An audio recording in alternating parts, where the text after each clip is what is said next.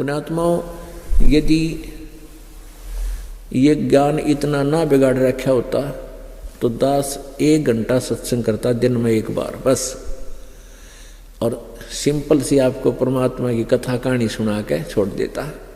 क्योंकि आपको सभी एक रस हो जाते, सबको एक ज्ञान हो जाता। जैसे पहले रामकृष्ण हर के गुण गाया करते थे, सभी संतुष्ट थे कि जो श्री कृष्ण राम जी के बारे में जो कथा सुनाई जा रही है ये सही है। तो उसके लिए 1 ही घंटा काफी होता था।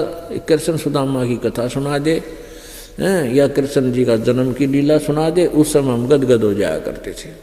तो हमें क्योंकि डाउट नहीं था कि ये गलत, हमें और भी कोई भगवान है, साधना और करनी चाहिए, हमें शक नहीं था इस बात का। अब हमें पता चला। तो ऐसे ही जब आप इस परमात्मा की लीलाओं से और परमात्मा के इस ज्ञान से परिचित हो गए होते, पहले ही ऐसा होता तो 1 घंटा एक दिन सत्संग, परमात्मा की महिमा, कोई शब्द गान या कोई वाणी सुना देता, आप बस संतुष्ट रहते, क्योंकि पता था कि आप सब समझ चुके हो। लेकिन अब ये ज्ञान समझाना और एक प्रमाण देना टीचर की तरह अनिवार्य बन गया, क्योंकि आपके हृदय में यो फीड करना है। आपके अंदर जो फीड हो चुका है उसको हटाना है। आपके ऊपर जो गलत पेंट हो गया उसको रेग मार से हटाना है। तो ये सदग्रंथों के प्रमाण रेग मार है। ये आपको उस पहले वाले आपके अंदर से उस गंध को निकालेंगे, गंदे वो अधूरे ज्ञान को फेंक देंगे बाहर, और परमात्मा का यथार्थ ज्ञान फिर आपके हृदय में समा जाएगा। ये ओरिजिनल पेंट हो जाएगा। और एक बार ओरिजिनल पेंट हो गया फिर दूसरा ना चढ़ा इस पे। इसके लिए दास बार बार प्रयत्न कर रहा है कि आपको इस यथार्थ ज्ञान से इतना परिचित करा दूं कि आप स्वप्न में भी यही कहो, Kabir is God, Kabir is God.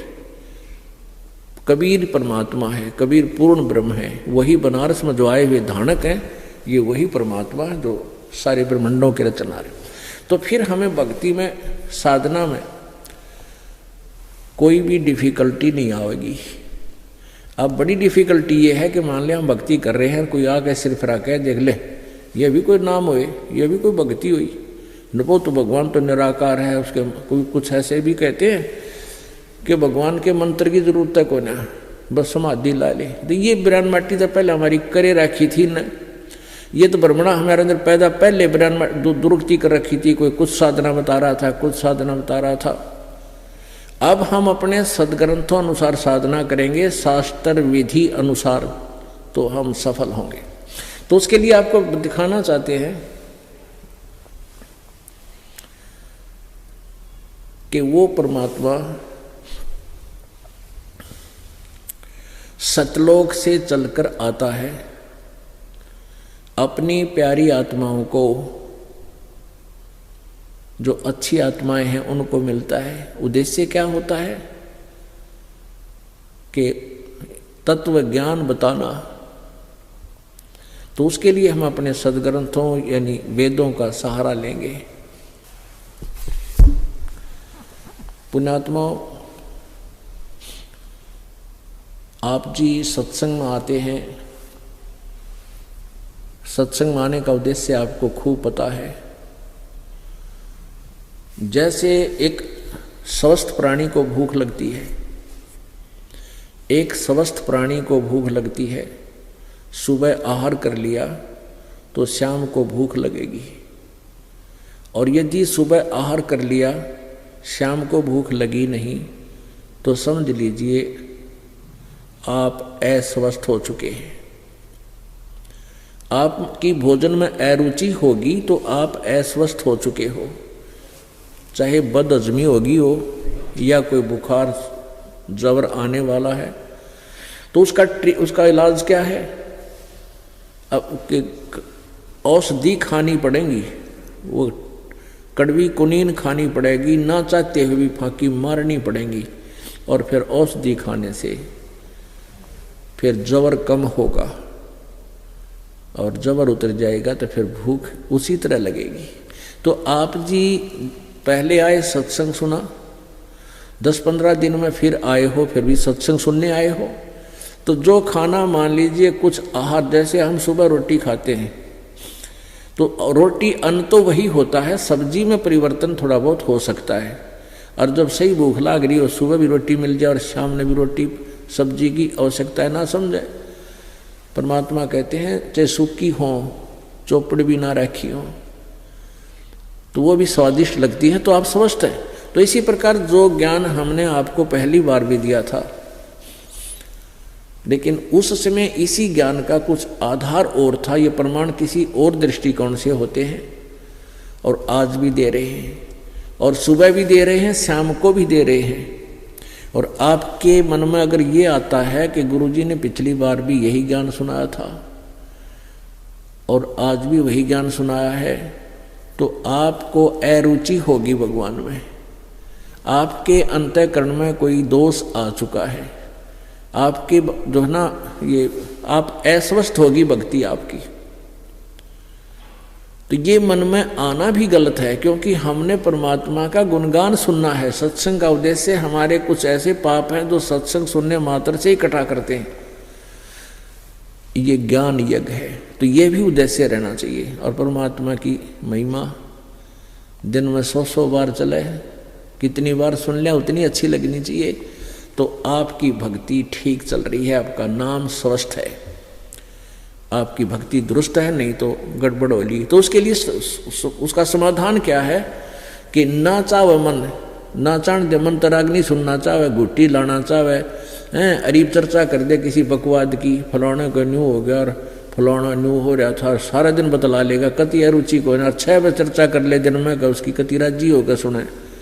तो इस मन को भी हमने सेट करना है, तो उसका ट्रीटमेंट यही है। जैसे कुनियन कोई खाकर राजी को ना, लेकिन खानी पड़ेगी, अरुचि में भी खानी पड़ेगी।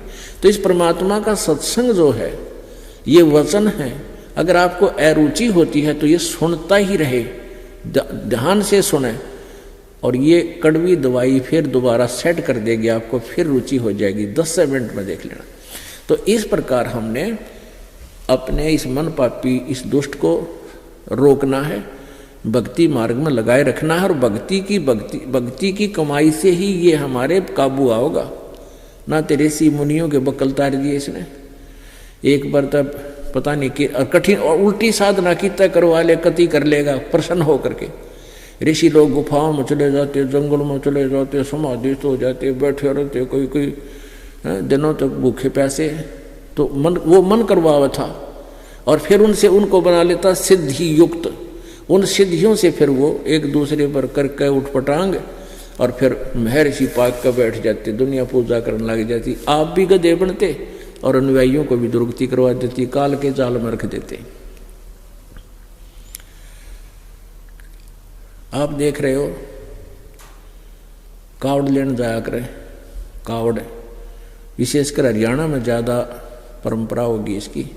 वो कावड़ के है हरिद्वार ते गंगा का पानी लावे, 2 लीटर होगा गणा, और पैदल जा या पैदल आवे, कई ऐसे हैं वैसे चले जाते हैं गाड़ियों में, वापस पैदल आते हैं, या जाते भी पैदल हैं आते भी पैदल हैं फुट पर। अच्छा, और कितना कठिन काम है, पाया में छाले पड़ जाए, सूज जा, कति सोई आ जाती है, और गोली खा ले ये पीड़ा नाशक हैं, वो गोलियां खा खा के फिर भी चलते रहते हैं, और उस काम को करके छोड़ दें, क्योंकि उनको पता ही इतना है।